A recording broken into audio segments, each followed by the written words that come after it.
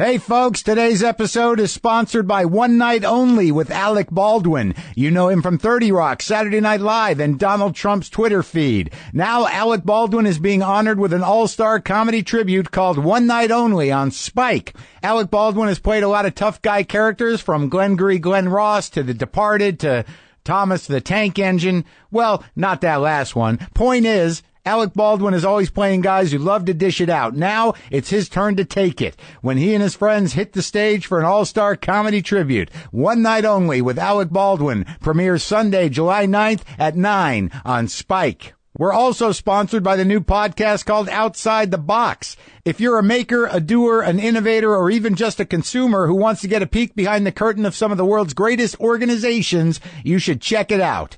You'll hear conversations with presidents and CEOs from organizations like the World Wildlife Fund, Feeding America, and more, with great insight from some of the brightest minds in the nation. Listen and subscribe to Outside the Box in Apple Podcasts, Stitcher, or wherever you get podcasts. All right, let's do the show. Lock the gates!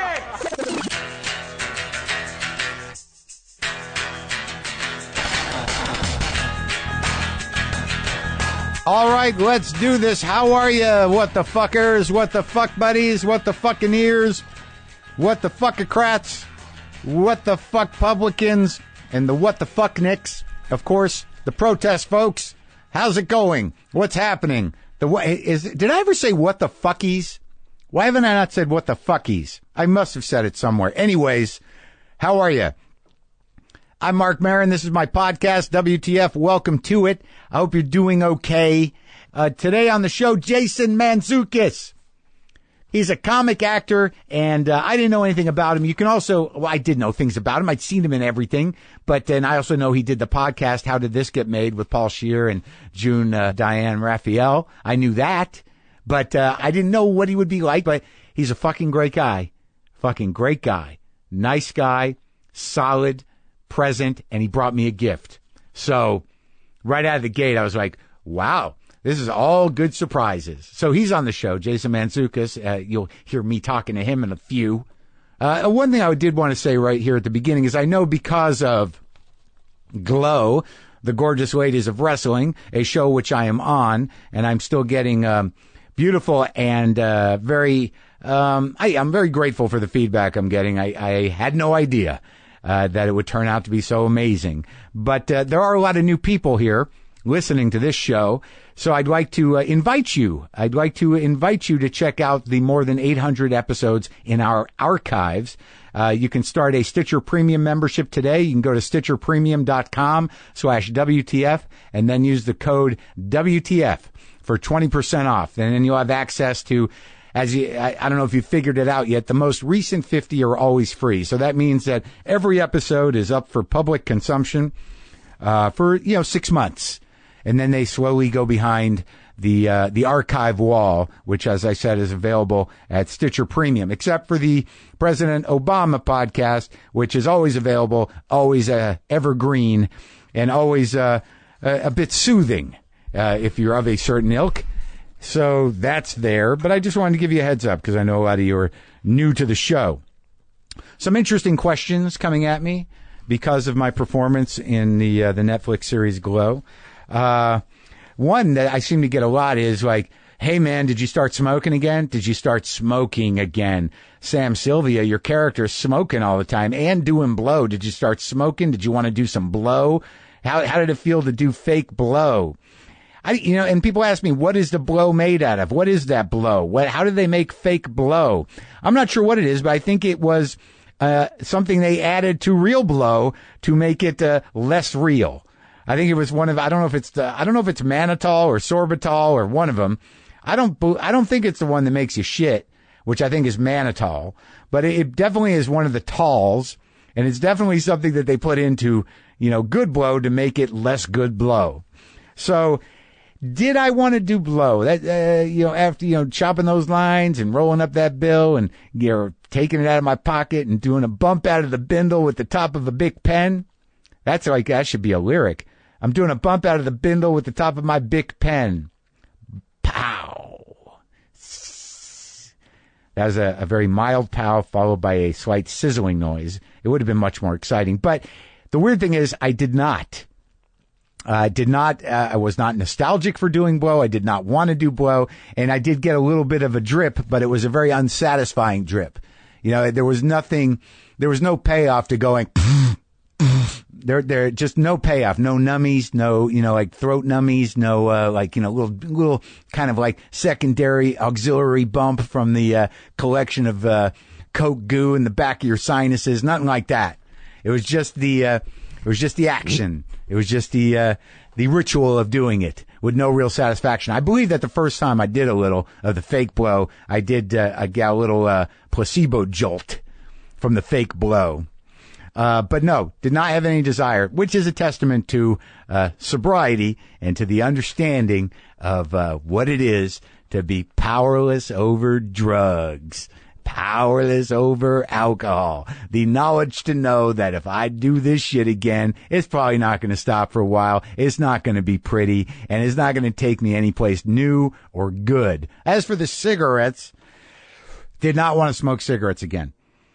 It was amazing how easily that shit comes back to you. It is like riding a bike, riding a very dangerous bike that doesn't take any physical activity. And eventually just becomes a shitty drain on your life. But, yeah, I did not want to smoke. That's partially because I still do nicotine lozenges and I'm kind of buffered from that. So there's the answer to those two questions. If you have more questions about Glow and the character of Sam Sylvia, feel you can email me anytime. We're sponsored today, oddly, by Netflix, which is the home of the new series that I am on, Glow. In case you haven't listened to anything I've been talking about for the past 8 months, Glow is the new Netflix original series about the world of 1980s female wrestlers. It's from the team that brought you Orange is the New Black, and I'm thrilled so many people are loving it. I really am, man. That this thing seems to be resonating in a very deep and real way, not just about nostalgia, but about, hope, about entertainment, about community, about wrestling. I had no idea that it would be so exciting and so popular, and I'm thrilled. And you can go check me and Allison Brie and Betty Gilpin and everyone else in our amazing ensemble cast. You can go check it out right now. All episodes of Glow are now streaming only on Netflix. So I haven't done this in a while. I'm going to read a couple of emails. This one is for Pride Week. This just says the subject line is Patrice and gay stuff. Hi, Mark. First, thank you for being a true voice out there in this sea of bullshit and lies. Second, Pride Month is coming to a close, and I've been reflecting on my own gay shit lately and the people who encouraged me to come out knowingly and unknowingly. Patrice O'Neill was one of those people. My interactions with him were brief but significant. I've heard you mention him often, and so I wanted to place this story out there in the world just to say thank you to him wherever it is we go when we die. When I was in my early 20s and not out, I was an assistant to a comedy manager in New York City. We managed Patrice O'Neill and Bill Burr and a few other folks for a brief period of time. Patrice was brand new, and my boss knew he'd be big. Patrice saw me, and within 10 minutes, matter-of-factly declared me to be gay. It was innocuous. I can't even remember the context. It may have even been, quote, "So are you going to gay pride?" He took one look at my dewy eyes and well-coiffed hair and knew. I think most people did, but he said it out loud. It wasn't mean. It wasn't hateful. It was just a true, curious observation. I feel no ill will, but it left me stunned, not because I felt attacked, but because I felt accepted, even though I hadn't accepted myself yet. I don't know his politics or how he felt about gays behind closed doors. There may even be tapes of him hating on the faggots. I have no idea. What I do know is that it helped me along in my self-acceptance process, that he could be so nonchalant about something that provided me with so much angst for so many years, gave me a moment to breathe and the courage to take the steps to fully embrace myself. After that, he fully farted in the passenger seat of my 1993 Ford Taurus. It was so bad, I had to do a spot check for possible remnants. This was both the blessing and the curse of driving him to a gig. So I wanted to thank him in some way and figured you could deliver the message. It's been many years that I've been out and proudish. Gays do just as much stupid shit as the rest of us, right? Gays for Trump can suck it hard. That was in parentheses. I have him and other people like him to thank for making the transition much easier. Thanks, man. Keep doing the good work you do. Sincerely, Tom. So, Patrice, if you hear this man, he thanks you. I miss him, man. Patrice was a powerful guy, and man, yeah, he's one of those guys. Him and Geraldo, I just, some days I'm just like, fuck. I miss him. I miss running into those guys when I go to New York. Getting a good night's sleep is easier said than done, especially if you think you just heard a noise downstairs. You don't have to tell me. I used to worry I would wake up to someone hitting me with a baseball bat. That's no way to get through the night. Or you can rest easy knowing that your home and family are protected with Simply Safe. When you install your Simply Safe home security system, you're arming your home with powerful sensors that actually tell you if a door opens or if a window breaks. There's a 105 decibel siren that alerts you to the first sign of trouble, and a dedicated team of security professionals watching over you 24/7, ready to send the police. With Simply Safe, there are no long-term contracts, and around-the-clock monitoring is only $15 a month. So don't spend another night second-guessing your home safety. Get Simply Safe and get some rest. Go to simplysafe.com/listen and get a special 10% discount when you order today. That's simplysafe.com/listen. We'll get to Jason Mantzoukas in a minute, but I wanted to read one more email. I like this one too. This one's got a nice narrative arc to it. Subject line, the other man was you, Mark. And when you see that subject line, there's a moment where I'm like, oh fuck, what did I do? When did I do it? And am I going to get killed? That's what that subject line did to me. The other man was you, Mark. I was completely ready to be like, oh, fuck, I remember that. But I was pleasantly surprised. Here we go. Mark, I have to say my first contact with WTF was shrouded in a curious mystery of who the fuck is this guy and what the fuck does my missus want with him? You see, way back in 2010, my wife and I split, and I was staring down the bottle of marriage number 2, over and done, except different from the first one ending. This time we had a kid to consider.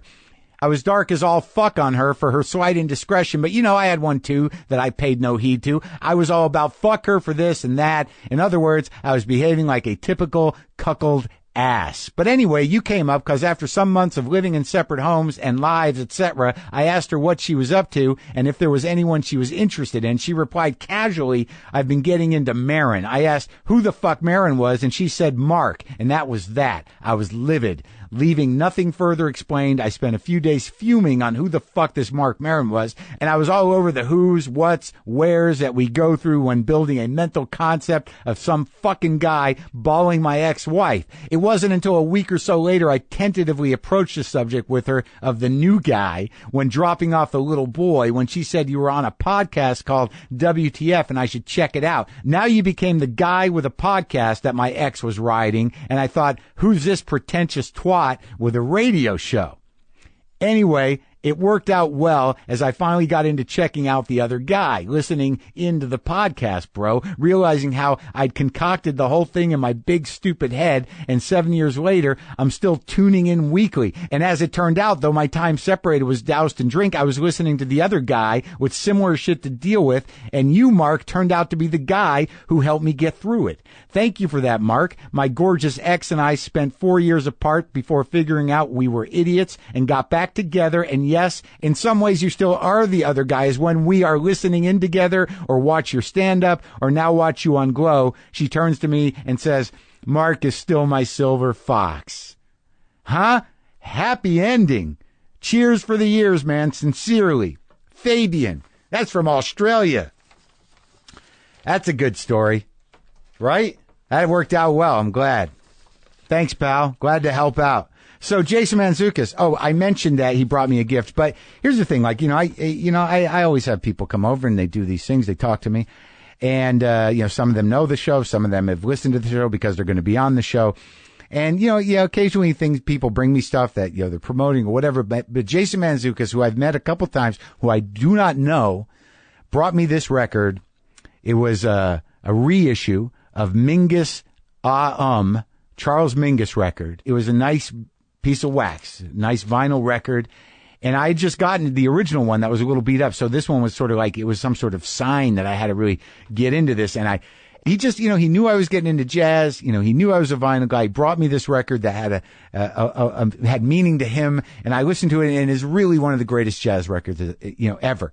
I texted him after I listened to it twice. I said, it's all here, man. The whole history of the whole thing is on this record. And it was just thoughtful, and it was very nice. And I had no idea what we were going to get into. I know, he's in this new movie, The House, with Will Ferrell and Amy Poehler. It's in theaters tomorrow, June 30th. I knew he was on the podcast, How Did This Get Made? But I didn't know him as a person. And I love talking to him. So this is me and Jason Mantzoukas. Enjoy.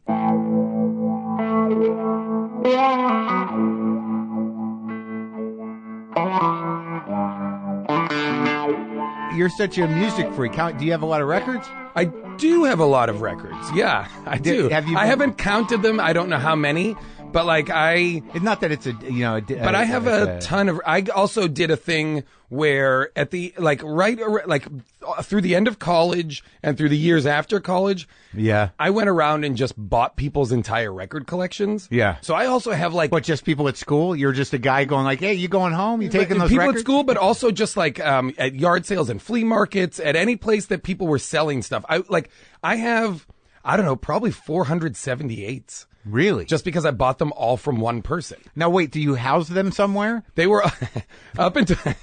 Yes, Marc, I do right now, unfortunately.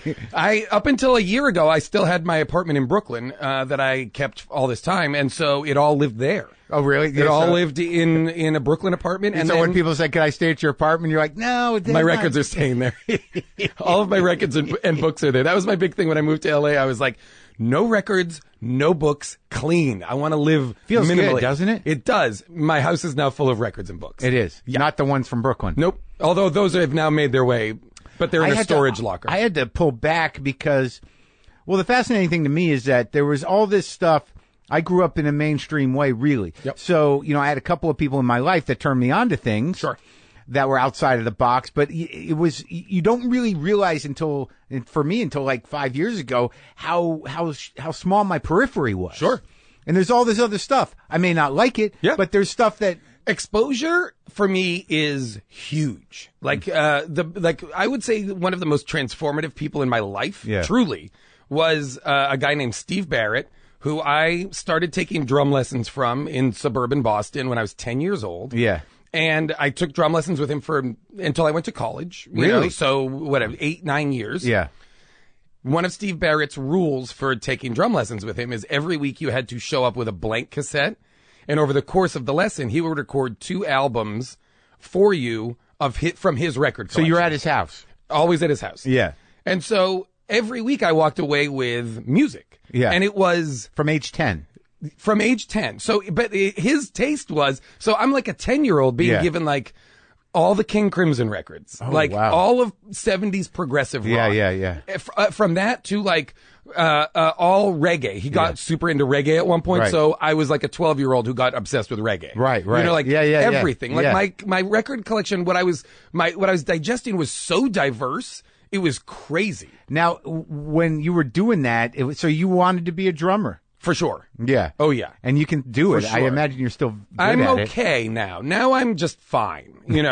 I was very good at it for those years, through college. But at in my 20s, I stopped really playing. So when did you, you grew up where? Outside Boston. Which town? Nahant, Massachusetts. Nahant's like North Shore. Oh, okay. It's like Marblehead? Yeah, just before Marblehead. It's like an island off of the coast of Lynn, actually. Off of Lynn, Lynn, connected by a causeway. Oh, right. Yeah. So it's closer to Boston. Yeah, it's 7 miles from Boston. Marblehead. Yep. And that's where you're born and raised? Born in Lynn.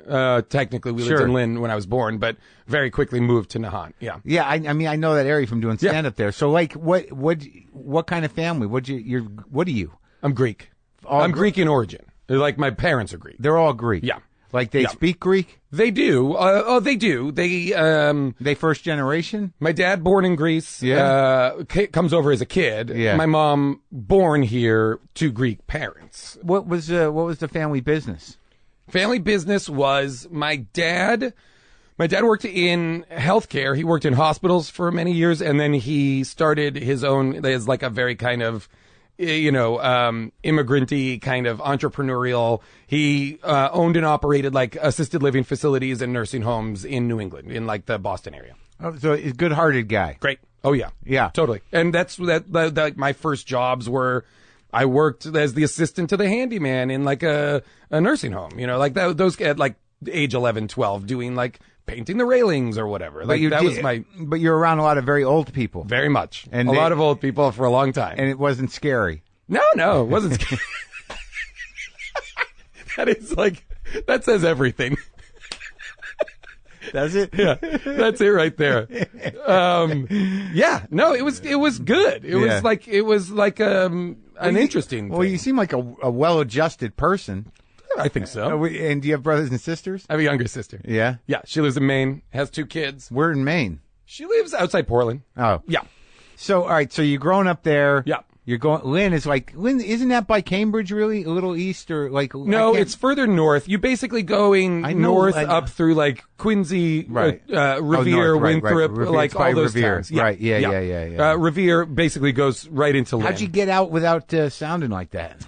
It pops up. At some point over the rest of the day, you'll be like, there it is. You'll be like, there it is. A little thing? There's weird words that I'll say. A lot of them are like, I'll say popcorn or hot dog. Yeah. Which is a very Boston-y thing. Or it'll come out like with the words like worry or sorry, or like people will sometimes be like, are you Canadian?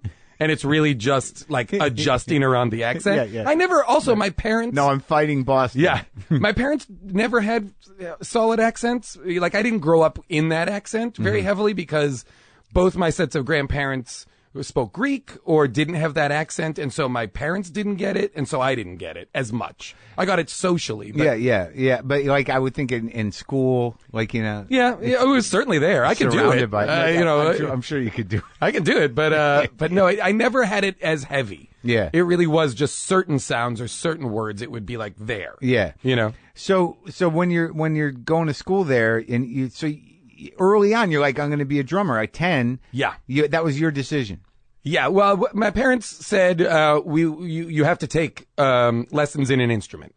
You can choose the instrument. Yeah, I chose drums. Yeah, and loved it and was immediately obsessed with just like every element of it. So you go through high school doing that? No theater, no nothing, no comedy. No comedy in as much. Yes, comedy. No theater, but in junior and senior year, I also, like Leslie Stahl, recent guest on your show, I went to Swampscott High School, because, my town was too small to have a school system beyond like elementary school. Really? There was too few kids to support it. Yeah. Nahant's the smallest town, I think, in Massachusetts. It's like a 1 square mile island. So you knew everybody? Oh, beyond. You knew everybody. Island people. But it's not like Nantucket. It's not like Nantucket because it's not a vacation spot. It's not a... But are you really on an island? Is there island mentality? Sort of like a little too insulated? Yeah. Oh, yeah. Oh, no. Very much so. Yeah. It's also much smaller than all those other islands. Right. So it's not just small. It's wildly isolated. Yeah. So it felt like, to me, like as a child, I go back now and it could not be a more idyllic Norman Rockwellian kind of beautiful coastal New England town. Right. As a child, it was like a prison. Right. It might as well have been like Alcatraz, but like out in the middle of the ocean. Fuck you. Why are we you here? Can't go anywhere. There is no other towns. There's no stores. There's nothing. But you knew the town drunk. Yeah. Everybody. Yeah. You knew everybody and everybody's business and everybody. That's the time. That's what it was. It was very much like that. Very Mayberry in that way, because it was also had a little bit of a frozen in time nature to it. Like it was not, there were no stores. Were there other Greeks? No, there were no other Greeks. It was all waspy New England, we were like a minority family. Right. As Greeks who are European, How do you pronounce European ancestry. Your last name? Oh yeah. Where are you from? That's my favorite. Where are you from? Where are you from? Suspect. Jason, where are you from? Suspect. Yeah. Yeah. So, but what about the comedy? Swampscott High School? So junior and senior year, the classes would put on a variety show. Yeah. And so me and my friend wrote all the comedy sketches for those years of variety shows. Uh-huh. And so that was for me, and I was obsessed with comedy. Yeah. I was You were? I was a kid who was obsessed with sketch comedy. I listened to like, you know, I would mow the lawn to like the first Stephen Wright tape when it came out. Sure. All those guys I was aware of, but I watched SNL every week. I was like when Monty Python started airing on PBS. It was like huge to me. Yeah. You know, stuff like that was. So it was planted. Yeah. Oh, that's what I was really. So that when I got to college, I immediately. I heard it. What? Got. Yeah. When I got to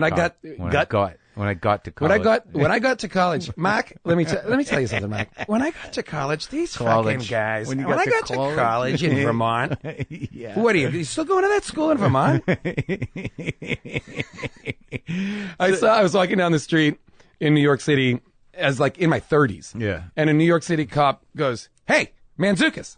And I was like, "Oh fuck, what have I done?" And I was like, "Oh, maybe this cop is like a fan or something. I don't know." But I wasn't really doing much at the time, and it happened to be a kid I grew up with who was a Boston cop and was on some sort of exchange. Yeah. First thing he says is, "Hey, are you still fucking allergic to eggs?" And I was like, "Wow, A, amazing pull, and B, it sounds so good in that accent." Did you grow up with that guy? Yeah. He was from my hometown. He was in my Boy Scout troop. That's why he remembered the eggs. He was like, "I remember we always used to give you our cold cereal because that's all you could eat." That's a nice story. Yeah. We used to kick your ass because you couldn't eat eggs. No. It was the other way. It really was like people would look out for me in a weird way because there was like baked in vulnerability to me as a child, and everybody knew it. Oh, really? Because I was like, when I grew up, nobody else had fatal food allergies. It wasn't as predominant as it is now. So like everybody in my school was aware of it. Everybody in town was aware of it. All the Boy Scouts were aware of it. So it was as if everybody who were all these kind of tough Boston towny archetypes were with a boy made of glass. Right. Who they'd be like, "We got to carry the boy made of glass around." No eggs for this Yeah, kid. exactly. Yeah. And then as a result, I become very funny, I think, because they're like, "Hey, you're funny." Yeah. Well, no, it is a hardened character there, but you know, it's weird because when I go back up there and I spent 7 years there. Sure. It's very intimidating, but they are a pretty caring bunch. They're very, engaged. There's tremendous heart in there. Yeah. But it is such a gruff demeanor. Tough, yeah. That is trying to hide that heart. Yeah, that they are, it is. I think it's the Irish. It's 100% the Irish. Yeah. That temper, that flair, that boom, like. But also that's sort of like, we're all fucked. Yeah. Yeah, and I fucking love you. Yeah. All of it. Yeah.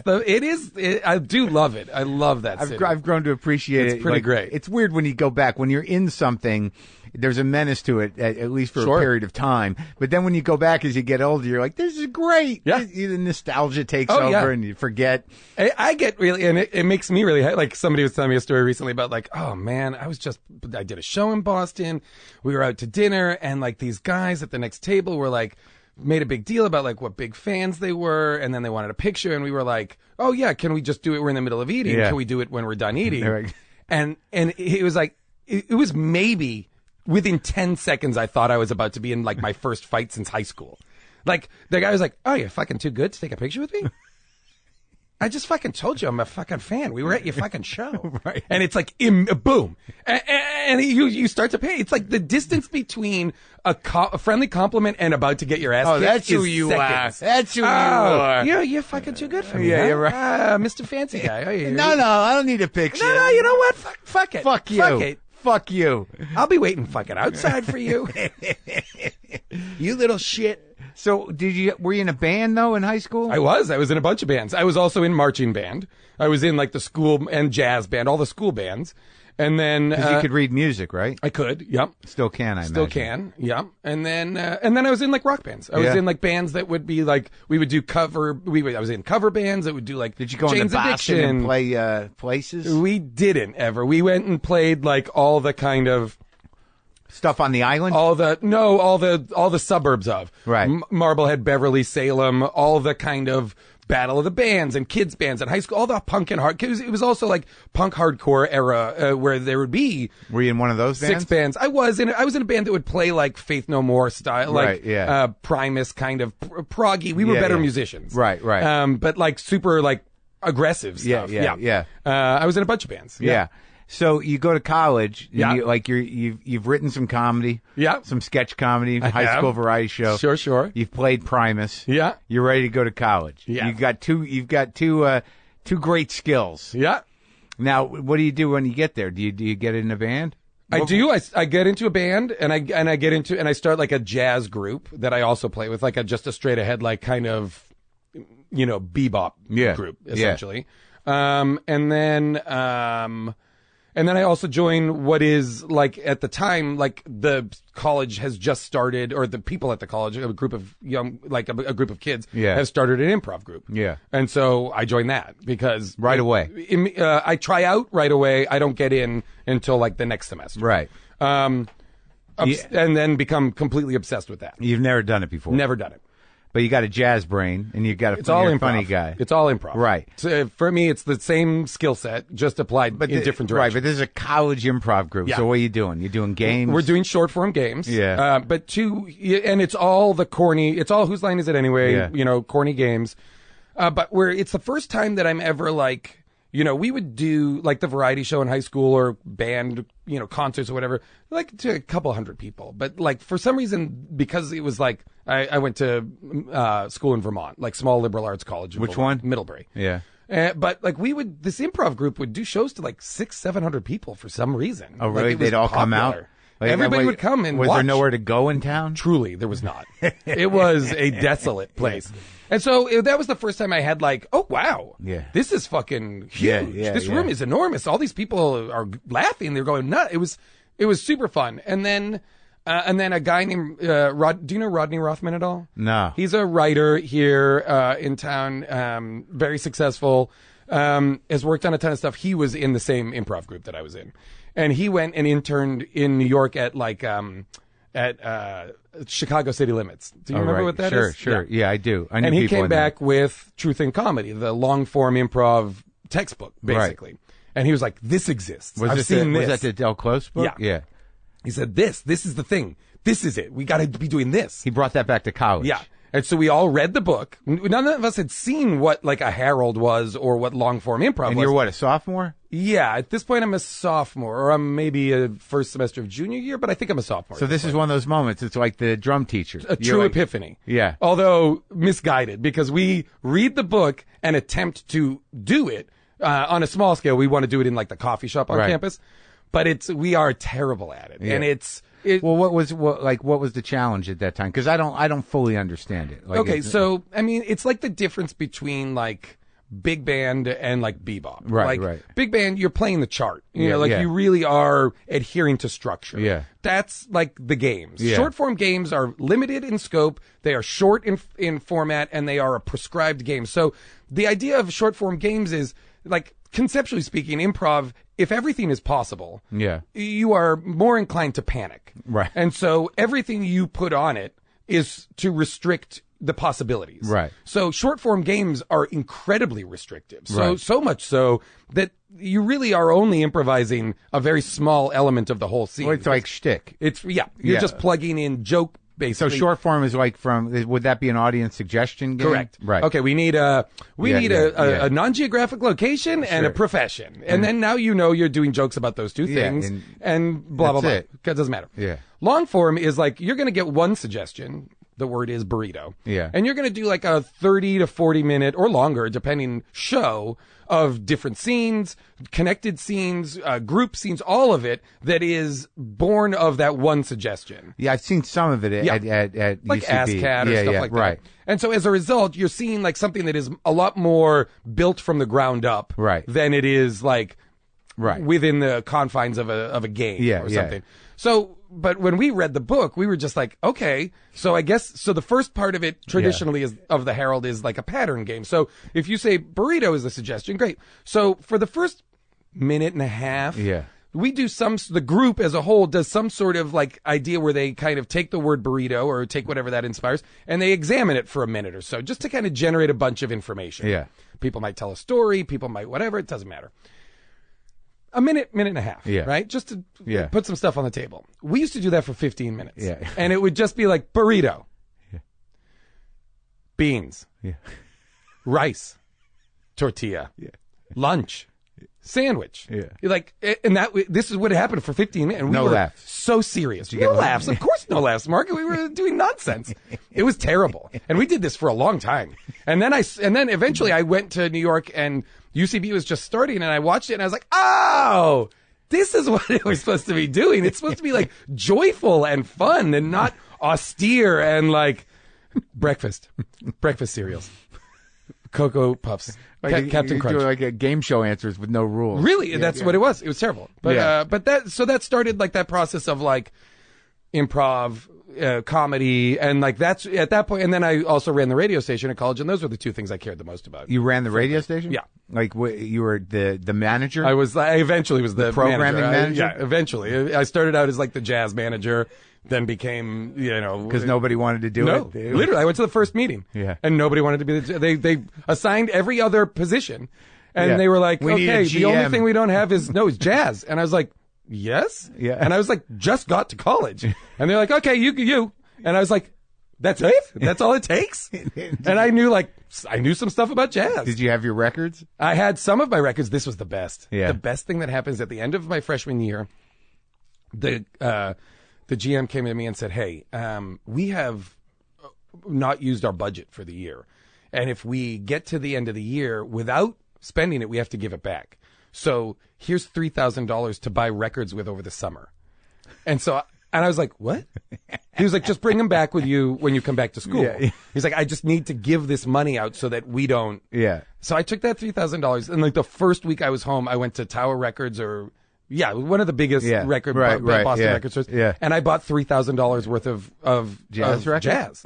And spent the whole summer just crushing it, just consuming, and then brought it all up, and it was the best summer because I bought everything. You built their library. I built their library. Yeah, it really was. Yeah. I built their CD library. Which Did you mix it up? Did you do? Oh yeah, I went. Band? Yeah, totally. Wait, you were. I went curator. from Dixieland. Yeah. I went from Dixieland and ragtime, like Fats Waller and all that stuff, all the way through like fusion, Mahavishnu Orchestra, all the. So you knew you had a job. You were a curator. Oh, absolutely. And I was very responsible.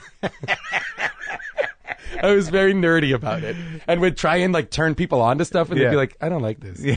I don't like." That was the other thing is I would always like play stuff for people.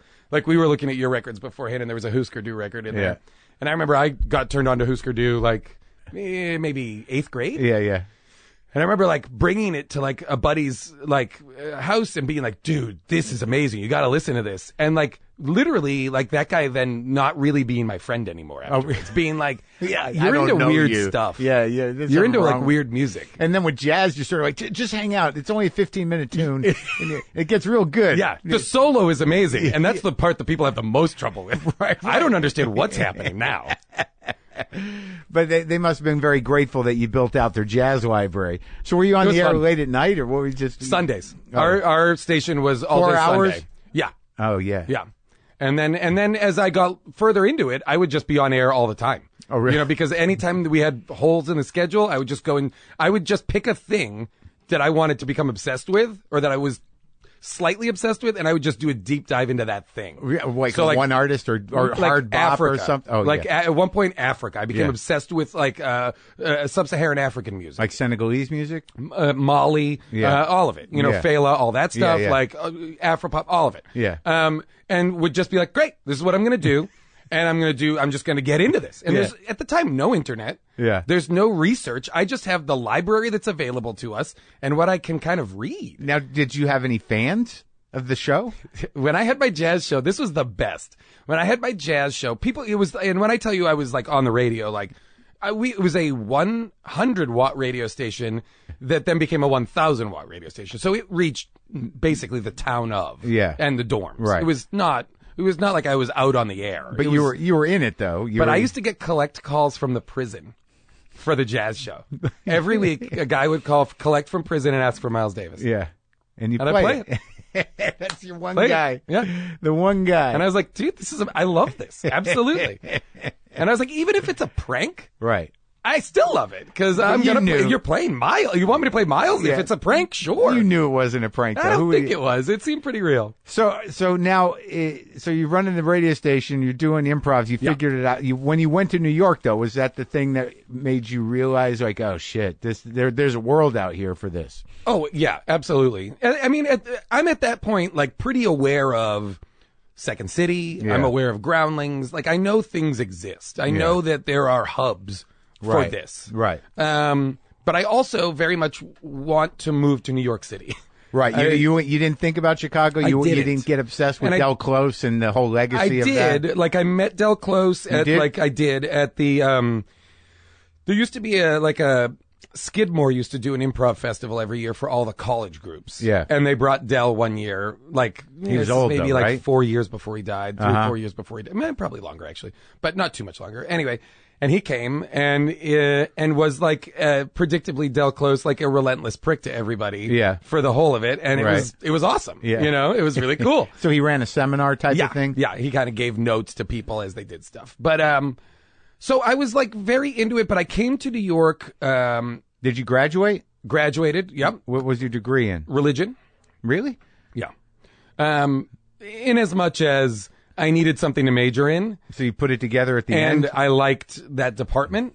I tried being a philosophy major, but I am not a good enough student. And even a religion major. Like when I wrote an honors thesis, went to my thesis defense, and my professor goes, Jason, his first line, Jason, you're not a great scholar.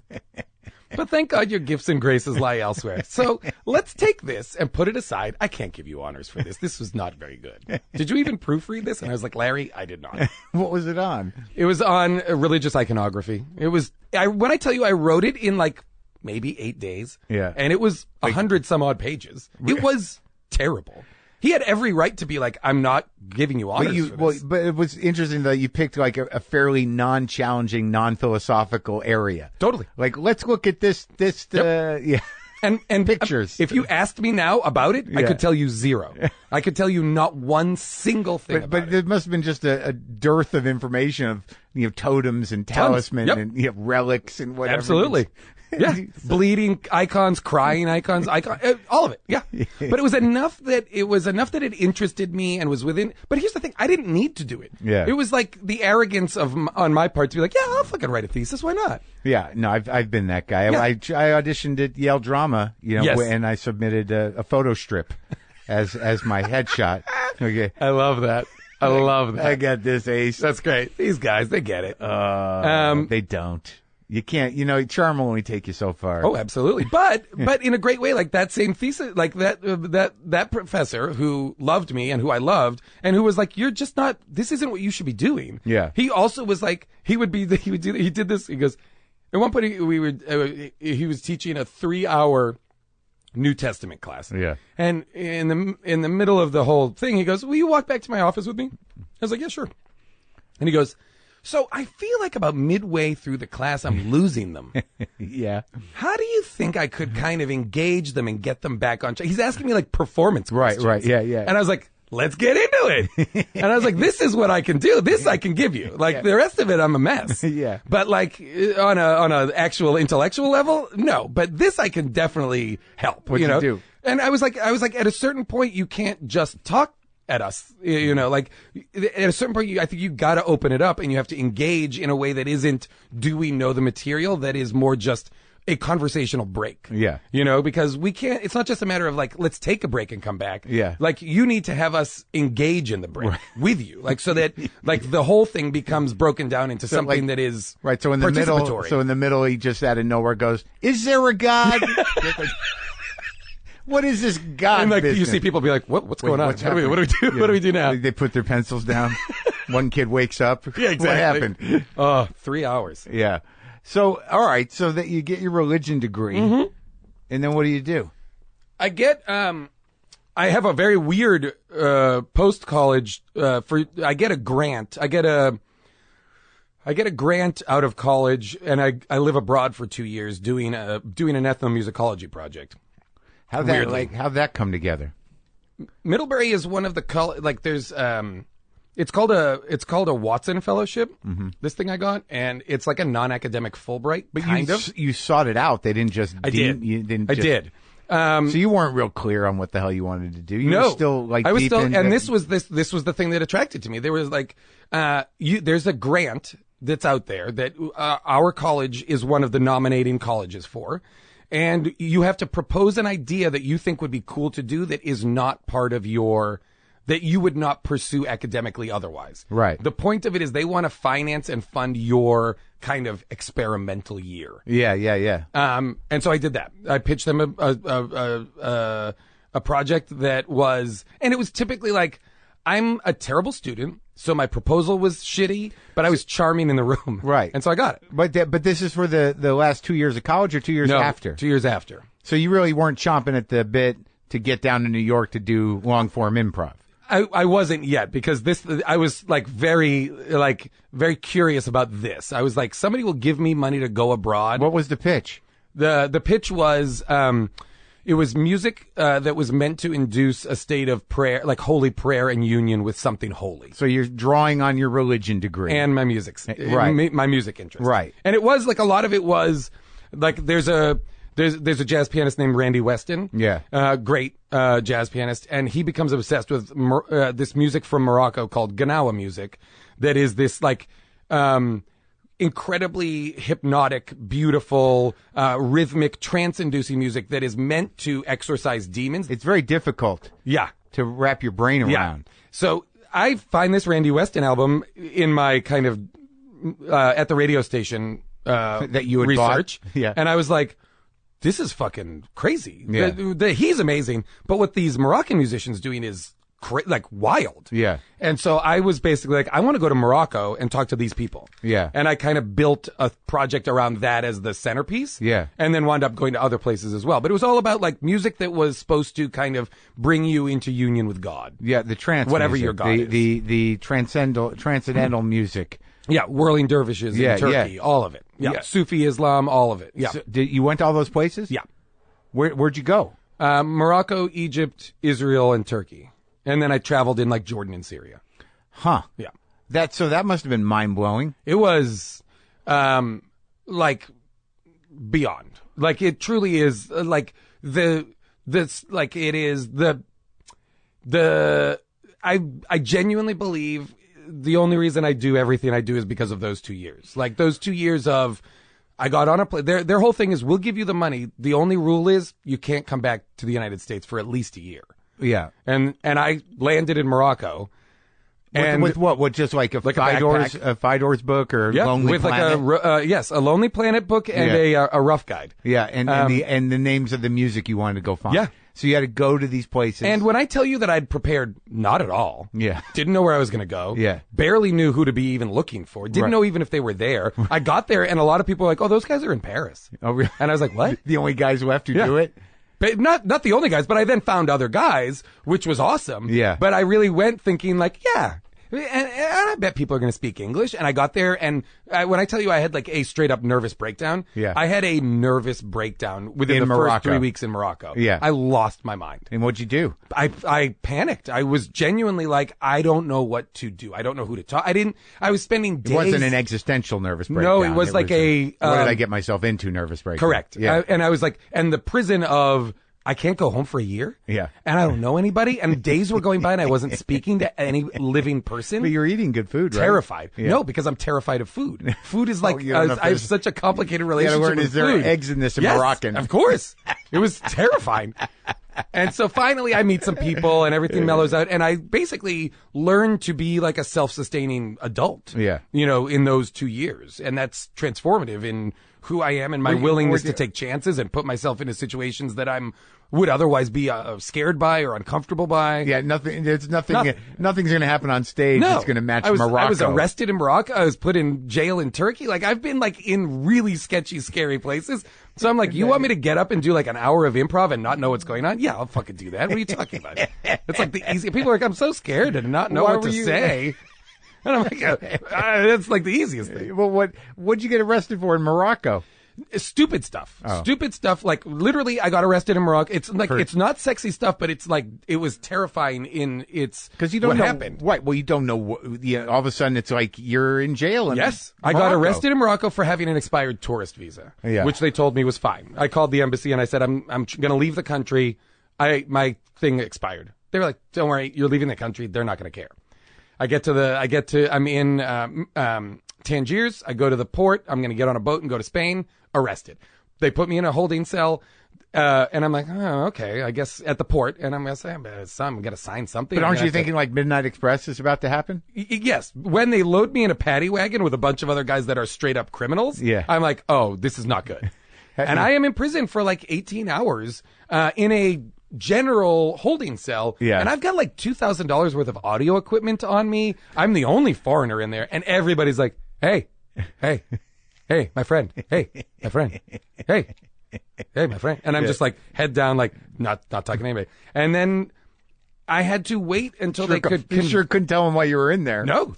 And I had to wait until they convened like 3 judges to see everybody's case who was in that room. Yeah. So it just took forever. Right. And I didn't know. I kept thinking like, well, of course, once they look at my passport and see him, like I would be so cool and like, I'm cool, don't worry about it. The minute I would get into trouble, I would become like the most relentless, ugly American. Oh, really? I'd be like waving my passport, being like, I'm American. It was awful. Same thing in Turkey. Like we got stopped. We were trying to. Turkey, that's actually where Midnight Express took place. 100%. Right? Yeah. But we were dumb. Like I was dumb and I was young. And so like we rented a car. Who's we? I was with a guy that I'd met in Marrakesh, like a buddy of mine who was in the Peace Corps in Morocco. When he finished Peace Corps Morocco. Oh, he went with you? He came and found me in Turkey for 2 weeks. He was like, I'll just come there before I go home and we can travel around. Great. We go to southeastern Turkey. We start driving straight towards like the PKK, the part of Turkey that's in a civil war, basically. Right. And we're like, because we used to do that thing where we'd be like, where's the sketchiest place in this country? Yeah. Let's try and go there. Yeah. Like we tried to get into Iran. I tried to get into Lebanon, like closed countries. They'd be like, just because we were stupid, you know? And you were curious, I guess, and you wanted to have the story. Of course. Always wanted the story. Yeah. But the military pulled us out of our car and like put us in jail for a night. And we were like, we're Americans. You can't do this. We were like fucking assholes. Yeah. Assholes. And then there's artillery fire all night long. Huge cannon artillery fire. Right. And we are like terrified. Yeah. Terrified. And then in the morning they come, pick us up, and they bring us back to our car. And and only then were we like, they were protecting us. Right. They were protecting us from driving into an active war zone at night. You idiot. So they held us for the night and let us drive home. Right. But like, and we treated them like fucking assholes. And they're probably another 2 Americans. Yeah, here we go. 2 more shitheads. But yeah, no, we were stupid. Well, what'd you learn from the music though? The music was, a lot of it was really, Morocco. I spent the most time in Morocco, 7.5 months in Morocco. Yeah. And it was really interesting because the music was still, once I kind of drilled down into and found the guys that were still doing it, and earned their trust and was able to go, because basically this music is played at like ceremonies that are meant to be like, if somebody's sick, like whether it's like a cancer or whatever, there is part of what happens is they will bring in these musicians and all the songs are associated with different colors, and all the colors are associated with different demons. Uh-huh. And so the presumption is that this person who's sick is possessed by some sort of demon. Right. And we're going to just play music from sundown till sun up until we figure it out. And we're going to play and dance the demon out of them. Wow. And so that is the stuff that eventually I would, again, very dumb and trusting. They'd be like, be here at like 5:00. We're going to pick you up. We're going to drive out to a place and you're going to see it. And I would get into a car with a bunch of random dudes, drive like an hour outside Marrakesh, and go to someone's house, and this would happen. And people would be like stabbing themselves with knives, and people would be dancing, and it was like dancing in a trance, not dancing like I'm enjoying the music. Right. But like it was incredibly powerful to watch. It was shamanistic. Correct. Yeah. Yeah, absolutely. Really. And you're recording it, or you're writing, or I would not record those because it was not cool to record those things, but some of those musicians I would then record just like in their house. Yeah. Just without the... What are they playing? What are the instruments? The instruments are just, one guy is playing what's called a gimbri, which is like a 3-stringed gut stringed instrument. Yeah. And then like metal castanets, big giant metal castanets is essentially what they are, that are providing just a driving constant rhythm that is unrelenting and exhausting. And they do it all night. All night. And did it work? You would see people like have like truly kind of what seemed to me to be like out of body experiences. Like you would, because the other thing is they would be playing music for the person who was sick, but they'd be playing all these songs. So then sometimes you'd see people who were just sitting around on the edges, just like having a coffee or a tea or something. And then all of a sudden they'd be like, they'd fall to the floor. They would start playing a song and somebody would just fall to the floor and then just start kind of having like almost a seizure, almost a spasm. And you thought it was genuine. It seemed genuine. Why would you just fall to the ground if you're just observing? There's no preacher putting on a shtick. Nope. Nobody's asking for you to do anything. People would just like. Was this part of a religious practice? It is. It is something that has existed prior to Islam in North Africa, but has been Islamicized since Islam came to North Africa. Right. So it is. Well, you musicians, they know when they need to keep a gig. Yeah. Anyway. Yeah.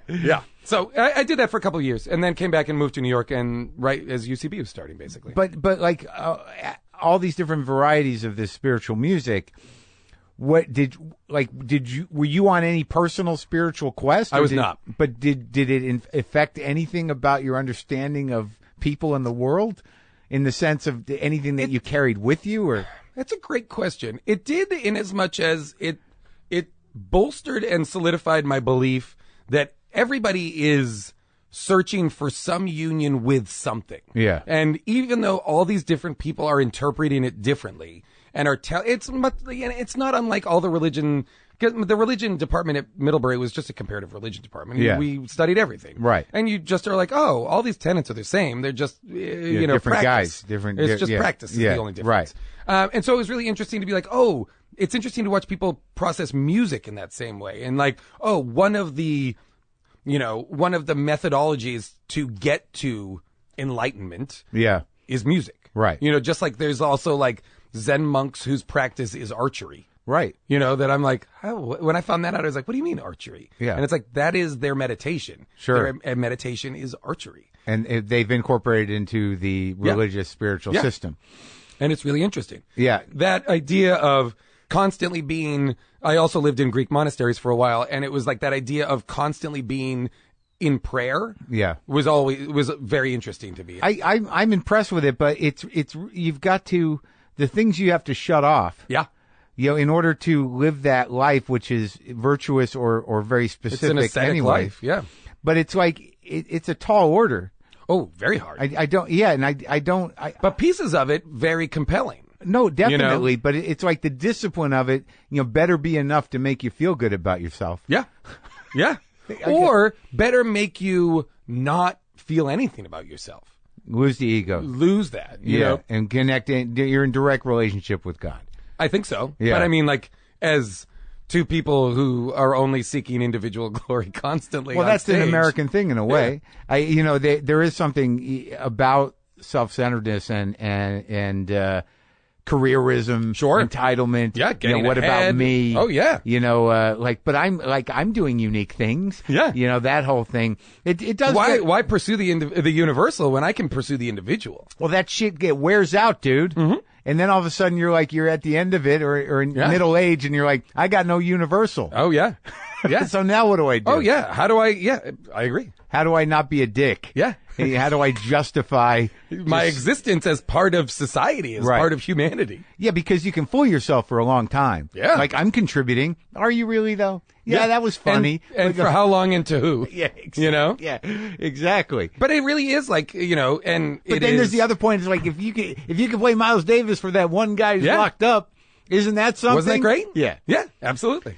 So now, when you come back to New York, that's when UCB's just starting, so it's like 94? No, it's a little later. It's 97, 98. The new UCB. Yeah. No, it's still, they don't have a theater yet, because it's still solo arts, and they get the first one with 22nd Street, right as, in like 98, basically. Yeah.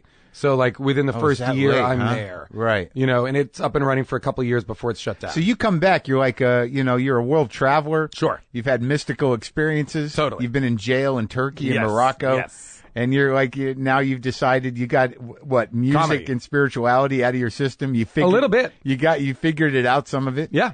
And you're ready to go to the next thing. Yeah, I really am. Because at this point, I'm also like, I don't know if I'm going to be a musician. I don't know if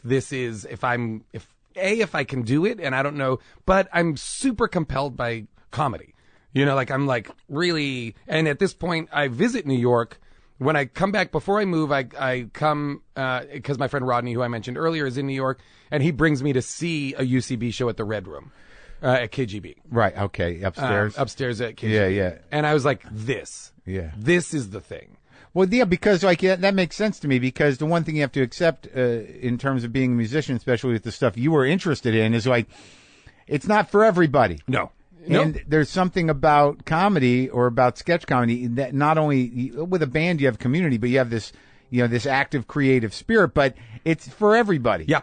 Yeah, it scratched the same itch, but was social and ensemble based in a way that, because I was like, I don't think I'm going to be a stand-up comedian. I don't think that's for me. I don't think I would be good at it. Yeah. But improv and sketch, I think is my thing. Yeah. You know, and then I started doing UCB and was immediately like all in on that. Like the concept of being a musician like evaporated. So almost the original four were still around and involved. Oh yeah, they were all my teachers. Yeah, they were my teachers. Matt, this is when Amy and Ian and Matt, Amy, and Ian, and then Armando Diaz. Did you know him at all? No, I'm sure I met him. Yeah. See, the thing is, this weird is that like I was around then, and like I just ignored the whole goddamn thing. Of course.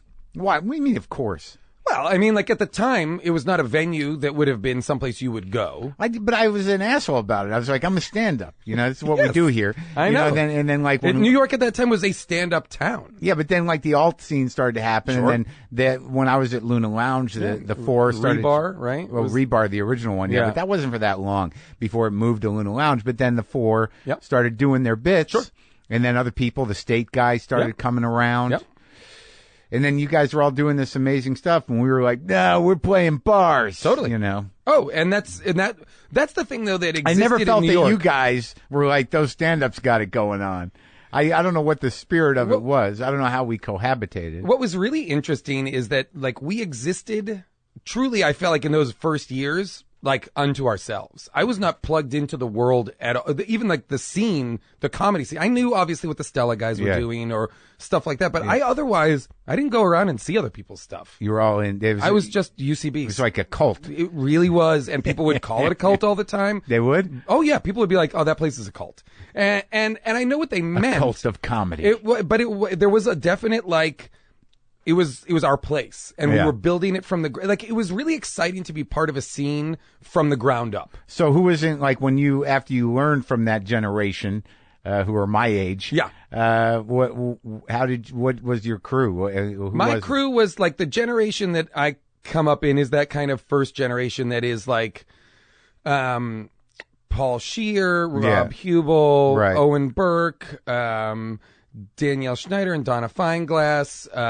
Kroll? Kroll's younger than all of us. Yeah. So, Cordry, Seth Morris, Brian Husky. I love Seth Morris. John Bowie. I love Seth Morris. He's so funny. And then like John Daly and Gelman. Gelman they're a little younger than us, but started basically at the same time, but they were like kids. Yeah. I'm trying like all that early, like Helms, blah, blah, blah. And then Kroll is like a little bit younger than us in age, and he kind of arrives a couple years later. He arrives a fully formed comedic wizard. Yeah. Well, him, and then a couple years later, Mulaney follows him because they were both Georgetown guys together. Oh, okay. And then so they hook up with Aziz for the Human Giant. Human Giant is actually many years later because Aziz is quite a bit younger. Yeah. And so that whole scene is like, for the first bunch of years, is just really us doing shows for each other in an old hand job centric strip club on 22nd Street. Where the Hasids used to come wondering. And Fleet Week. Yeah. Oh, really? They all show up? Oh, yeah. Because they heard about Fleet the place. Week. Took a couple of years before people realized it wasn't there anymore. And they would always be wasted. And they'd be like, we want to see the show. And we'd be like at the front because, like in order to take classes, I would work at the ticket booth, or whatever. I would intern there or whatever, and they would be like, "We want to see the show," and we'd be like, well, "This is a comedy theater. This is," and they would just go straight in. And then come straight out and be like, "What the fuck's going on, man?" Same with the Hasidic Jews. They would all like shamefully kind of go in, and we'd be like, "This is not the Harmony Theater anymore." Just so you know. But they were so uncomfortable with it, they would just kind of go in, and then sometimes watch the show because they were now uncomfortable to leave. And then sometimes just immediately leave. So occasionally you'd have a chassid or two? Oh, yeah. Oh, that happened for the first 2 or 3 years. Like, semi-regularly. Just because it was such a well-known, apparently, $5 hand jobs. $5? $5 hand jobs in the bathrooms was the Harmony Theater. I hate when Jews live up to their stereotype. Right? Yeah. But it was it was a very exciting time. It was also like, nobody was looking at us. Yeah. Nobody had agents. Nobody had managers. Nobody had deals. Nobody had anything. Nobody was on SNL. Earnest. Nobody had a TV show. Nobody had nothing. We were doing bad shows for each other, just getting better. So you weren't pulling tickets yet? There's not people coming. It hadn't. Were you there when it turned? Oh, yeah. Oh, yeah. When people started getting agents and when people started getting deals and when people started getting stuff, there was certain people who, like, Aspen at the time was a real launching pad for people. Yeah. So people would get a sketch show together, go to Aspen and get something out of it. Agents. And then eventually people started moving to LA and getting work. Right. Like Andy Daly got Mad TV. Yeah. And Donna Fineglass got Mad TV. That was huge. Right. Because they were contemporaries. It wasn't like the UCB4 having a Comedy Central show. Right. Which was like, yeah, of course. They're like they're like the people, elders. They're like the elders. Yeah. But like when people that we came up with started doing stuff, it was wild and exciting. You know, it was crazy. Yeah. And then the internet happened and then it was almost like I felt like what happened when Nirvana broke and every Pacific Northwest band got signed. Right. Like the internet happened and suddenly everybody could put sketches online and suddenly everybody was represented. Yeah. Everybody had deals. Right. Everything was happening. Right. And this, like, it was like a bright light was all of a sudden on our whole scene, which was cool. Yeah. And then the LA theater opening was really, I think, the transformative element. On Franklin. That first theater on Franklin in 2005. Yeah, that was a huge moment. Right, because I was out here in 2002. I lived around the corner from it. And, it wasn't, that's right. It wasn't the UCB Theater yet. It was just a place. It was Tamron. a place. It was the Tamron Theater. Yeah, but they did stuff, though, still. Oh, yeah. Like you could do comedy there, right? Yep, I think so. It was like a rentable space. Right. Yeah. So when do you start getting work in the big show business? It takes a long time for me to work. But now you're like in everything. Yeah, for a little minute. bit. I'm in everything for me. That's right. You're like, there's that guy. Hey, look at him. Yeah, and then there's that guy. I liked him on that other thing. He was funny on this one too. He always looks the same. He's very consistent. Yep, absolutely. I'm lucky that way, I guess. It takes me a long, long time, mostly because I have a very funny. I get a lot of success early on as part of like me and Jessica St. Clair, who's on a show called Playing House right now, and who's great. She and I are like a Nichols and May style comedy duo for many years, and we would do a show.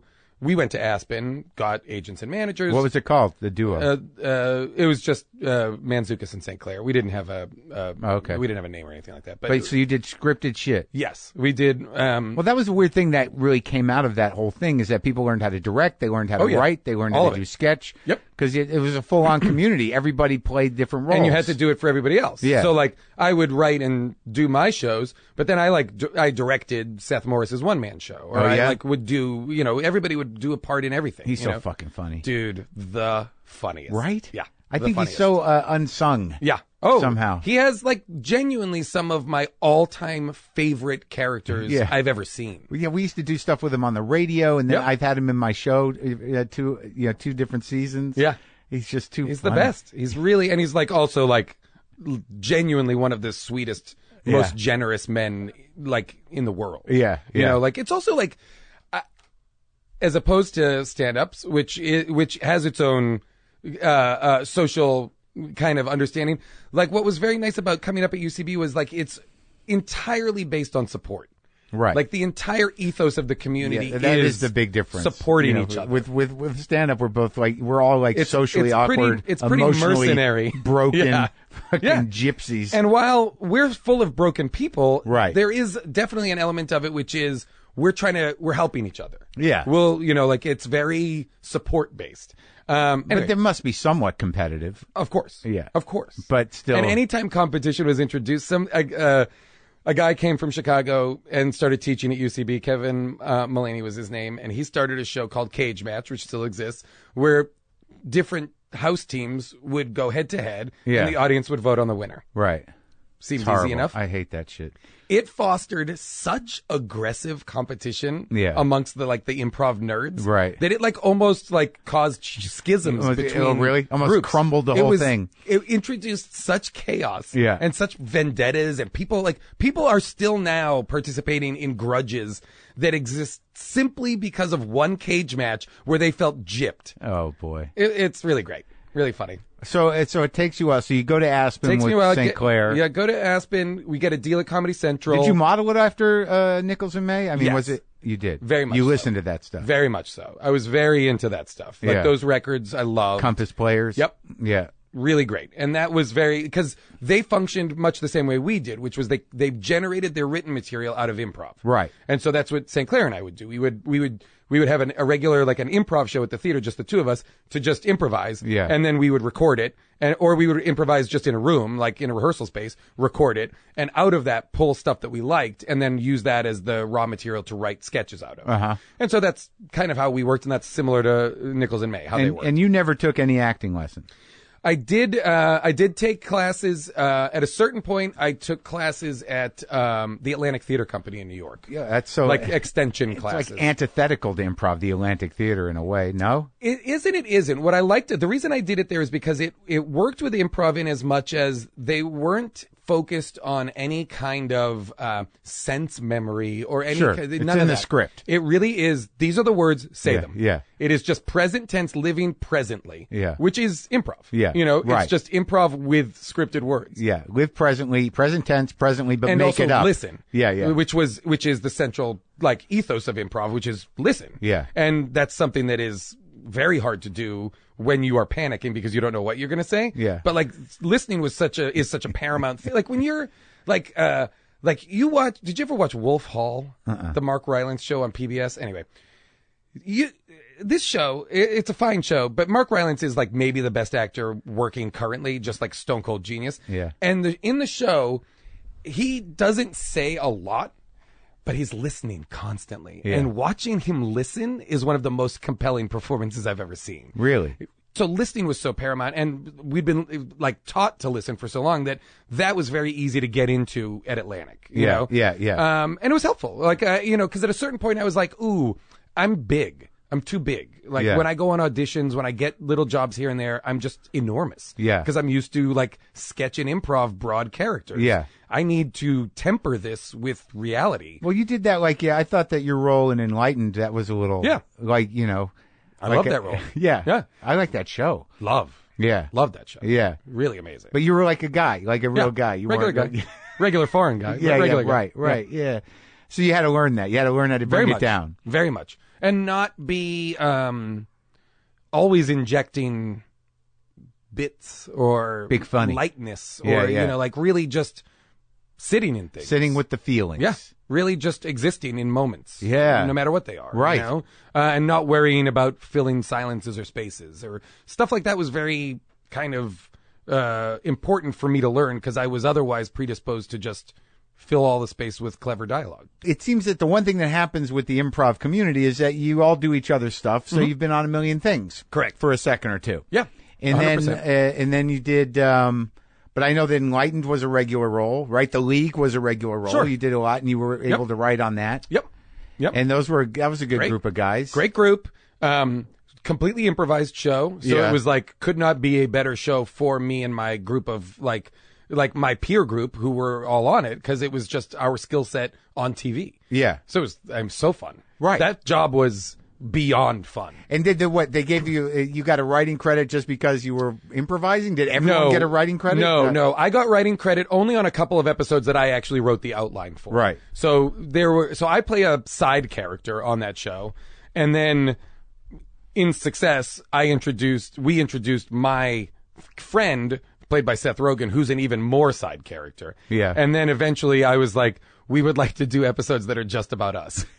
And so every season they would give us a one-off Right. for the adventures of these two monsters. Right. So those shows would be full of like drugs and murder. Yeah. On a show that is ostensibly about fantasy football. So Right. it was chaos. And Rogan and I would write those Right. outlines. Because Yeah. that's how the show is structured, as like a 7-page script outline. And you met him out here I met him out here, yeah, through like writers' roundtables and stuff like that. with McKay and those guys? More with Judd and those guys. Oh, yeah? Yeah. So you kind of got integrated into this whole world of comedy out here Yeah. pretty quickly, though. Yeah, I stayed in New York much later than a lot of my peer group. Yeah. They all moved out here. So when I came out here, they were already kind of set up. Right. They were already kind of in the world. Yeah. And so it was very easy, not very easy for me, but I was very lucky in the sense that people were like, oh, they're doing a round table or joke punch up thing. You should come to it. Yeah. Because they knew about it. I would get invited, and then I would get on that list. And Yeah. so the next time one would come around, I would get invited, Yeah. And so, And you're a good guy. and I'm a good guy. Yeah, and you're good I'm presence. good at You're those. excited. Like, I don't know you, but like, you're all filled up. Anytime and- we run into each other, it's a always delightful nice. conversation. Yeah. Absolutely. Yeah, I'm always like, oh, there you are. Yeah. When are we going to talk? Still doing it. But I think some people are difficult, but I think like you not only have talent, but you probably, in a room, you're a Very fun fun. guy. Very fun. Yeah. Yes. Very fun. But also like, I'll pitch jokes, and I'm not afraid to be like, this doesn't work. Right. Like, I'm not afraid to be like in those rooms, like, oh, this is a problem. We gotta fix this. But do you find that, even, outside of the comedy nerd world that you're still like that, there's that guy? oh yeah. Yeah. Because I get a lot of, I hang around a lot with Kroll, and we will get a lot of this, which I enjoy because I like where I am at. Yeah. Which is people will be like, oh shit, Nick Kroll? Yeah. And Rafi from the league? Yeah. And I'm like, great. Don't know my name. It's better. Better. Way better. Yeah. Way better. I can have a life. The thing for me, though, is I am unquestionably me. Yeah. Nobody looks at me on the street and is like, is that who I think it is? Right. They're like, you're the guy. You're the guy. But I also think you're that too, give or take, on screen as well, Yeah. it seems. Yeah. You know what I mean? Like Nick will do some pretty over the top shit. Sure. But, you stay within your wheelhouse. I do, for Yeah. the most part. There are a couple of things here and there that Yeah. are that I'm diverging from, but Right. yeah, more often than not, I'm playing some version of a maniac, scumbag, drug dealing sociopath monster. Like some sort of charming monster is what I'm doing almost all the time. Well, do you want to do something other than that? I do, and I have, Yeah. just not to the same degree of success. Uh-huh. Like the things that I've done that are more normal parts Yeah. haven't been in as big a things, Like what? Like I'm in a movie called Sleeping with Other People that I think is terrific.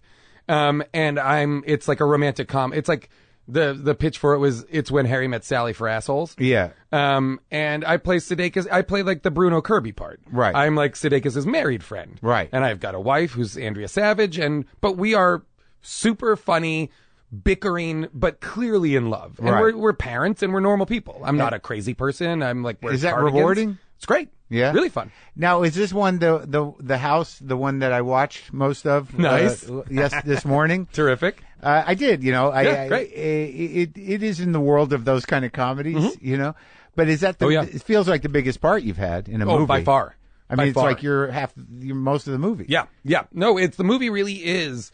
Will Amy and I start a casino in my house? Yeah. And that's the movie. Yeah. Yeah. Yeah. It really is like, it's Casino. It's Joe Pesci, De Niro, and Sharon No, Stone. eventually. That's what it becomes. The last third of the movie. Exactly. When it that's gets where violent, it gets pretty crazy. Yeah, but like it does. Yeah. Like I don't, it's a weird thing. It seems to be happening recently that the over the top violence that Yeah. out of nowhere, Yeah. it gets very Normal people juxtaposed with hyper violence. right. Yeah, absolutely. It's recent though, Yeah. right? I think so. I think it's like it's trying to insert extreme circumstances into what would otherwise be ordinary comedy scenarios. Which And it's- violence is It's one of the jarring. places you can go. Well, yeah, and I think that people have done it before. Like Monty Python has done it before. Sure. It's been around before. Yep. But there's something about a big screen movie. Yeah. Where just out of nowhere, that There's also a thing though, which is like Sasha's last movie about Yep. the soccer guy. sure, What was that called? Brothers Grimsby. Were you in that? No,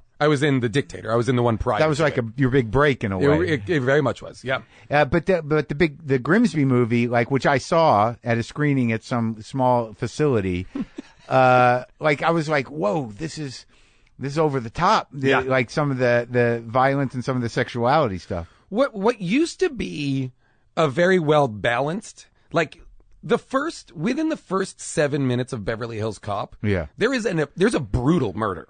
Yeah. No, there's a crazy murder. In the cop movies that used to happen. In those kind of action comedies of the 80s, violence and comedy are like interchangeable. Like both are being pursued all the time. Yeah. To kind of both help the procedural element of the thing and then also the comedy. But in the 70s and into the 80s a bit, even things that were comedies, people would die. Right. Yeah. And now I think the reason that violence feels so crazy or gone for a while is because it's gone for a while, and also because it's not being it's a true juxtaposition. The ratio is so off now. The movies now are 90% just comedic. Yeah. And then every once in a while they'll sprinkle in 10% of hyper violence just to be like, isn't this crazy? Well, there's other genres like slasher movies and the horror movies that are just like gratuitous violence that often elevate to comedy. Mm-hmm. And I think a lot of people, maybe not great people, think they're hilarious. Yeah. Heads coming off and whatnot. Oh, yeah. Yeah, but it's not my cup of tea. But, like, I watched Analyze This for, like, the 10th time on the plane the other day. Yep. And that's a gangster comedy. Yeah. No one goes down. No. There's no blood. Nope. No one dies. Everybody's fine. And it's an intentional thing. There's gunplay, but no one gets hurt. And that's a decision. Yeah. Oh, yeah. So now, like, that decision is different. Oh, totally. But the weird thing is that I still, maybe it's because I'm old or something, there's some part of me that after everything goes down, that I'm like, well, these people are morally flawed, and they're going to pay for it. Sure. But that doesn't happen. No, it doesn't. No, were you expecting like an unhappy 70s ending? I don't know. This is not a Hal Ashby movie. There's a point where it's not quite enough that you're running a casino in a suburban neighborhood. Like, I've suspended my disbelief to allow the premise to occur. That we're basically opening a casino to take all of our friends and neighbors' money and make it ours. I'm going to let that happen. But once, real people get hurt and I'm like, well, this guy's not a good guy. Yeah. Oh, yeah. Oh, no. You really, if you look too close at it, you're like, wait a minute. Yeah. It's the same thing I remember with The Dictator talking about it and like doing press for it and stuff and having to be like, oh, well, keep in mind, we're playing terrorists. Yeah. Right. Like, we're playing like, we're funny and all this stuff, but like we're playing people that are like bad guys. Yeah. You're rooting for bad guys. Right. Yeah. But you all in this movie, y'all have these sort of problems. Yeah. Yours is a gambling addiction and a divorce, and theirs is they got to put their kid through college. Yep. But yeah, I mean, it's not meant to be an exploration of the human spirit. No, it is not. No, it is not. And that's the thing. Like, if you get on board for that, if you buy into like, great, they're going to start a casino and they're going to be like, kind of morons and violent people. Great. If you're into it, it's fun. Well, the other question I had for you was you co-wrote Ride Along? I did. I rewrote Ride Along. Oh, so you were brought in. I was brought in. Ride Along was written as a like PG family movie. Who wrote it? Greg Coolidge wrote it first. Right. And then somebody else wrote a draft of it. Right. And then I wrote a draft of it, and then it died. Okay. And then years later, I think what happened was Ice Cube was funny in 21 Jump Street. Yeah. And people were like, hey, he could do a comedy. And they were like, we already have it. It's this. Yeah. And so they took my script. When I wrote it, they asked that it be it was him, and they wanted Andy Samberg to be the guy. Right. The Kevin Hart part. Yeah. And so I wrote it for those two. And then when it came back to life, I had nothing to do with it, but they used my draft and just rewrote all the stuff for Kevin. Right. New guys rewrote it. Yeah. But because it was my draft that it was based off of, I got credit. Well, that must have been good. It was great. Yeah. It was great. And a lot of my stuff was structurally the movie, you know, and a lot of the jokes are my stuff. But those guys did a great, Manfredi and Hay did an amazing job, rewriting it for Cube and Kevin, which was great. Well, why is that the only thing you've written? I've written other stuff. I'm one of those people that for many years, like, would sell a show, would write a pilot would get made, not picked up. Right. There's a lot of those. Right. Like the last 12 years of my life are riddled with those. What about movies? Movies, I'm writing a movie right now for Paramount. I've written a bunch of other movies similarly, some of which have just sat and not been made. Nothing else has been made. Yeah. Sat and not been made, are still in process. Yeah. Like I've got a movie that I wrote for Imagine that I'm supposed to direct and blah, blah, blah. But it's like getting comedy features made is very weird right now. Yeah. Unless it's like and you some don't mind big high concept the thing. limbo or doing the work and having it sit there, or do you... It is. I used to mind it a lot more earlier when I had nothing else going on. Right. And now I don't, and it's not that I don't mind it, but now I recognize that there is a constant state of flux in everything. Yeah. And so I'm like, I have my eggs in many baskets. Sure. So if it takes 2 years for this movie to get made, if at all, right, at the very least, I'll have done these 3 things in that 2 years. Well, yeah, and you're working all the time. Do you still actually teach improv? I don't. No. I don't anymore. I haven't since I moved here. Really. Not even a special seminar here and there? No, that'd be fun though. Do you do it? I do. Yeah, every week. I do a show every week at UCB here on Franklin. Someone told me they saw you do the best improv they ever saw in their life. Really? Yeah, it was apparently it was entirely silent. Oh, I know that show. Yeah. That you did a 45-minute completely silent improv. Alone. Yeah. Yeah. I was supposed to do a show with 3 other people. Yeah. All 3 of them didn't show up. Right. And I was like, well, what am I going to do? I kind of was like, I don't know. This, I've done shows in the past where I've just pulled random people out of the audience and done a show with them. Yeah. And this show in particular, the idea of it is there's no edits. Right. So it's just one long scene usually. It just happens to be with more people. Right. So I was like, you know what? It'd be cool. I'll do it alone. Why not? I've never done that, and because at this point, improvising, like, that's arguably the place I feel most comfortable in life. Yeah. Is on stage, not knowing what's going to happen. It's the only time I'm not crippled with anxiety about the future or riddled with regrets about the past. Like, you have that? I'm just like present tense. But do you really live in that zone off the stage? Off stage, I live in a less regrets about the past, although they're there. Like hyper anxious, catastrophic future thinker. Yeah. Like I am dread.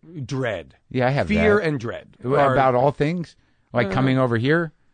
No, not coming over here. No. More end of the world? More like I'm very susceptible to like health concerns. I'm very obsessed with, I'm like hypochondriacal in many ways. Oh yeah, totally.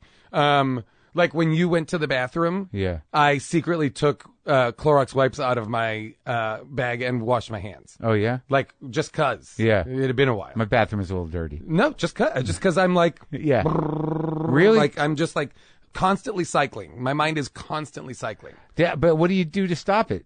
Improvise. Yeah, but I mean, or I've been trying to meditate. I've been trying to do all of those kind of mindfulness exercises to kind of. Is it working? In fits and starts, honestly. Because I have that too. I have the paralyzing anxiety and dread. Yeah, and for me, catastrophic thinking. Yeah, but you seem capable of experiencing happiness. Yeah, to some degree or another. Yeah, I'm good at representing that I'm capable of experiencing happiness. For me, so you're a professional. For me, like even here as we talk, I am still performing a persona that seems vulnerable. Yeah, you know what I mean. Like, and I'm aware of that, and I'm aware of like I was having a conversation with my therapist recently, and was like, because she was like, I was trying to explain the idea of a comedic persona and a comedic persona that looks a lot like I look. Yeah. And I was like, oh, and she was like, I guess I don't know what you mean. I was like, oh, I'm going to have to send you something because I have like the most naked conversational relationship with her. Yeah. And I was like, I'm going to have to send you something that is representative of who I otherwise am. Yeah. Because you don't actually know that version of me that I would otherwise talk about. Wait, so when you're with her, you're like wringing your hands? I'm much more like, I'm much more forthcoming. I'm much more vulnerable. I'm much more laid bare. Yeah. Like I have no walls, with her. Because to me, I'm like vigilantly pursuing like growth and understanding with her in my mind. I'm like, the faster you and I connect on this, the better, the quicker I'm going to get out of my head. But it doesn't work that way necessarily. No, only in that moment. I'm not finding it. Only in that moment. Yeah. And then you walk out feeling like, oh, we really did it. Yeah, and then I open my phone and I'm like, fuck. So you're that guy. You're the guy that, there's probably a couple women who are like, oof. Yeah. Yeah. They're out there. I love them, but I had to get out. Yeah. Oh, yeah. Yeah. No, it's no good. It's no good. Women who are like, I'm rooting for you, but like, it's no good. You got to figure it out, bro. I'm exhausted. Truly, exhausted is what they would all say. Right. Yeah. It's exhausting. Yeah. It's exhausting to fight with you. So you just spin around. Yeah. Like in variations of dread, anger, and sadness, fear, sad, melancholy. I'm prone to fits of melancholy. Oh yeah, yeah. Well, it seems like all that stuff. So you're sort of like, I mean, I can relate to that in the sense that you just keep throwing yourself into shit. Oh yeah. To challenge it.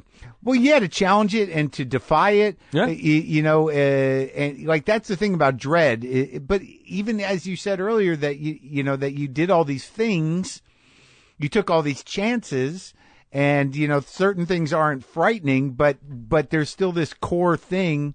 What the fuck is that? So like, if you say to me like, well, I was put in prison and I did this thing. I mean, obviously it was limited to what it was, but but so a lot of things, post the experience of having a meltdown, which now that you tell me what you're really like an hour and a half in, that in Morocco, that must have been like I really was like, I gotta figure out how to be truthful and honest without just being like totally right. But so you must have really been freaking out in Morocco, truly.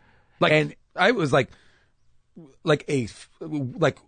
weeping on the street. Right. Like catastrophic mess. All alone out there. Alone. So you got through that, but but in the same way with me is like, okay, so you cataloged that experience and it should represent something that will propel you to be less fearless in life. But the fear is not about getting up on stage or doing the things that is so frightening to other people. It's just the quiet of being alone with your own brain. Being alone, period.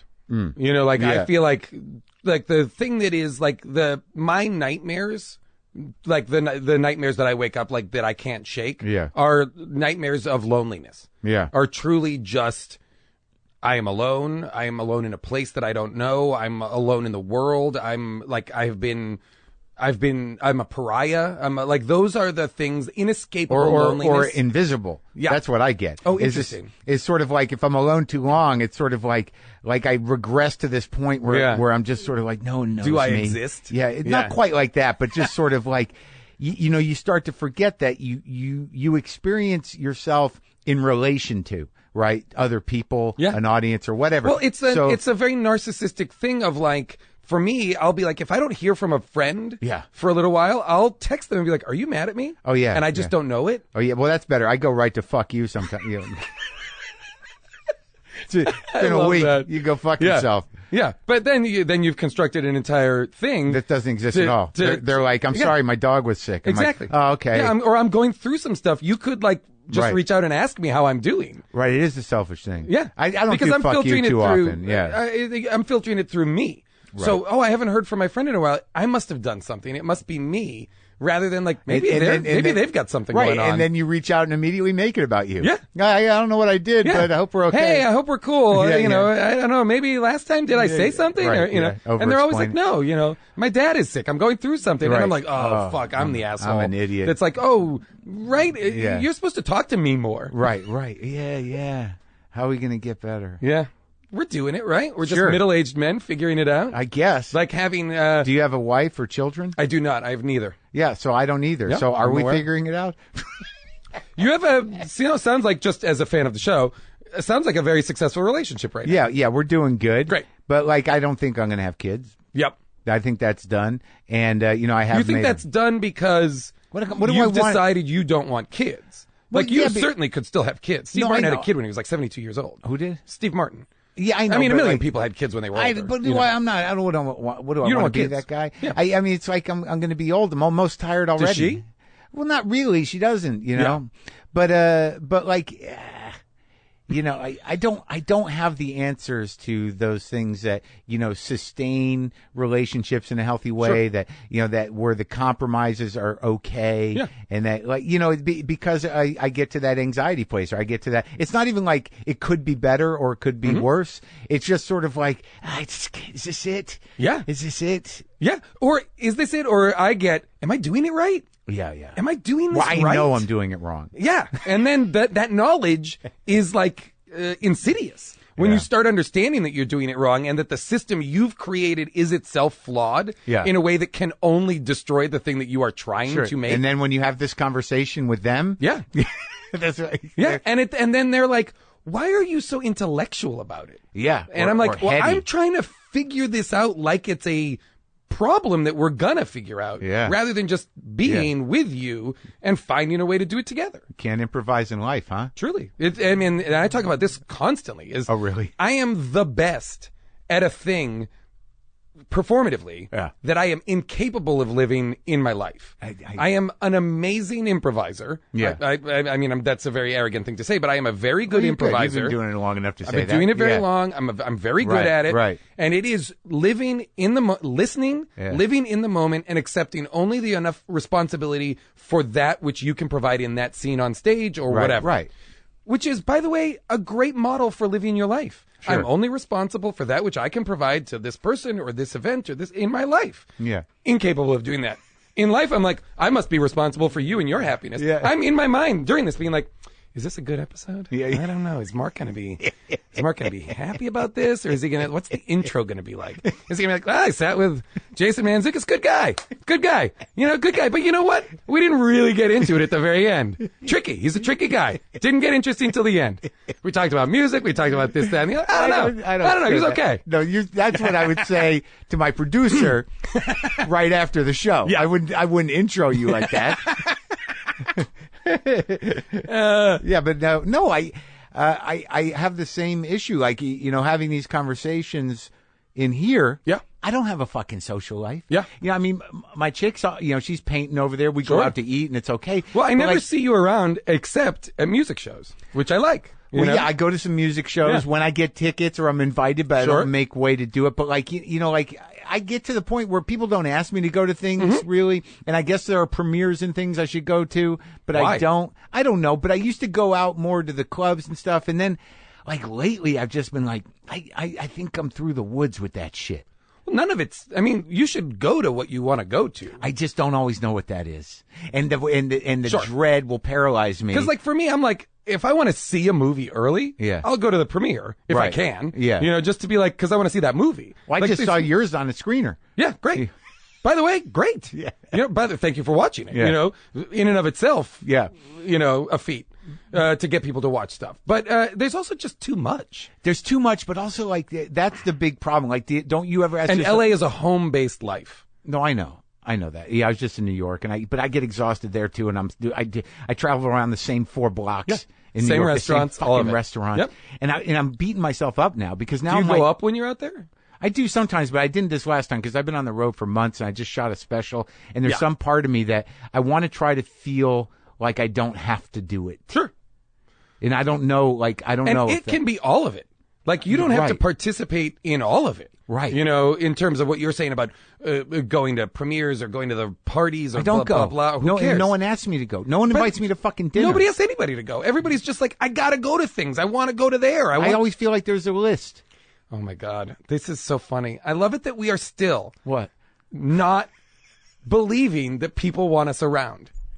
You're doing exactly what I just said, which is are you mad at me? What, you do it? Yeah, I do it too. Of should I feel insulted that I wasn't invited to X, Y, or Z? Yeah, and then you don't want to go to begin with. Yeah, I don't. And then because I will say that sometimes to my manager, who's a good friend of mine or something, I'll be like, "Is it weird that I wasn't invited to this, that, or the other?" Yeah, and she'll be like, do you want to go to it? I'm sure we can call. And I'll be like, that's the thing. No, I don't want to go to it. I just feel like, then you should realize I have been invited or not? Well, then you start to realize all those people are just sort of I need to go to that. We're middle-aged men. We should not care about that. I know. We're not I'm only very close to not caring. Also, not only are we middle-aged men and we shouldn't care, we're doing plenty. Yeah. We're plenty busy. We're doing plenty. I'm on the precipice of not giving a fuck. Great. You? Great. No. Yeah. Yeah?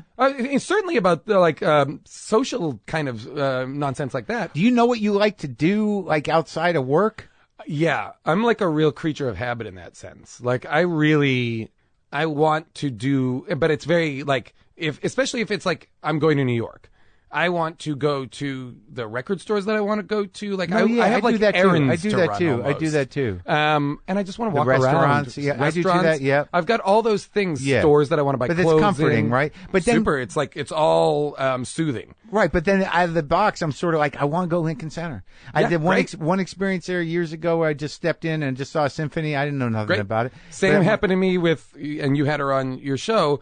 I heard something about Annie Baker's play The Flick, right? And so I happened to be in New York and was like, I'm going to go see that. Like, we got to. And so I went, and like my mind was blown.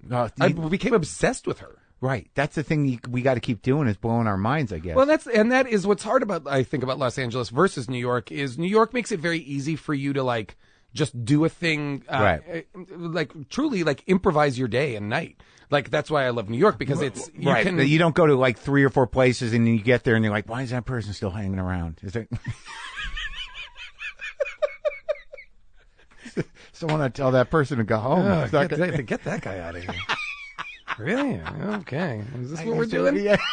All right. That doesn't happen in New York. No, but like in LA, you really are like limited. You're in a night or a weekend, you're maybe doing 2 things. How's the meditation working? It's okay. Yeah. It's okay. It's on me. It's on me to do it more. When was the last time you went to the doctor? Oh, recently. I was just I go to the doctor constantly.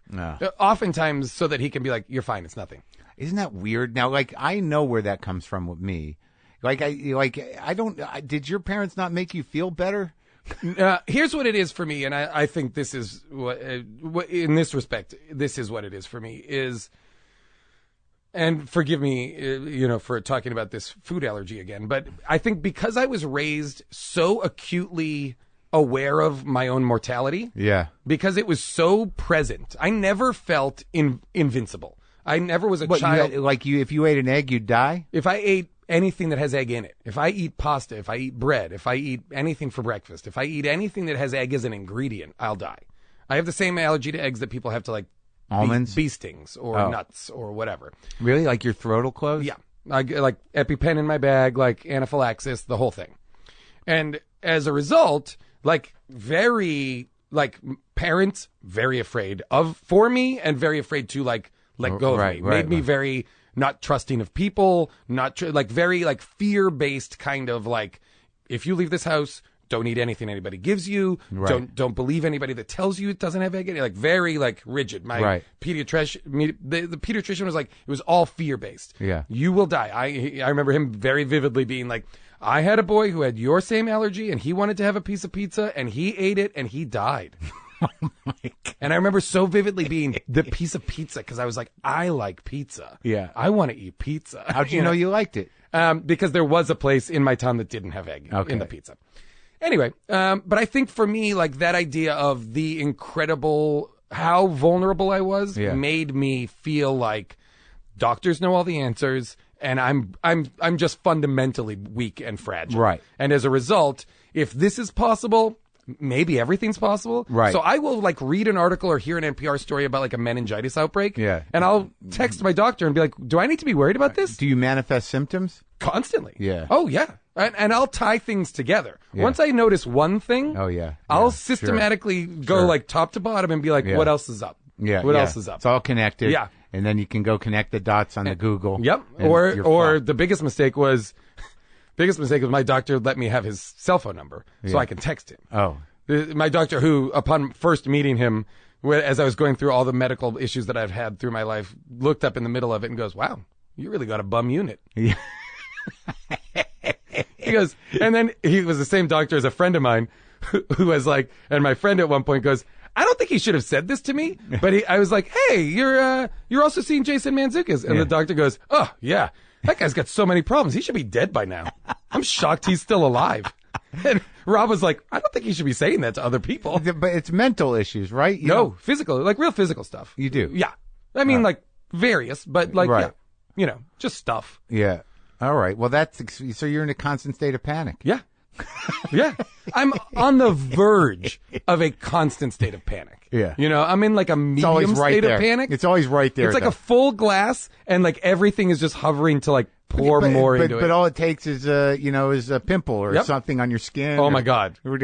The frequency with which ringing in the ear. The frequency with which I go to my dermatologist to be like, what is this? Yeah. What is this? Is this skin cancer? What's going on? Yeah. And that she's like, it's a pimple or it's a hair follicle. Right. Well, I don't know. Like, I was able to sort of get that shit in check somehow because the core of it for me was not the same as yours. I don't know. How do you think you get that in check? Don't know. No. Improvise. Right? Yeah. And truly, like, that's like trying to be more, allow for more of a present improvised narrative in how I live my life is what I'm trying to do. Yeah. But it goes against everything that I've built structurally. Because it's really long form. Yeah. It's like the show's hopefully not going to end for a long time. Exactly. And the connections are going to be amazing. Yeah. You just don't know where they're going to come from, who the players are. Well, it was great talking to you. This was a delight. Thanks, man. Thanks for having me.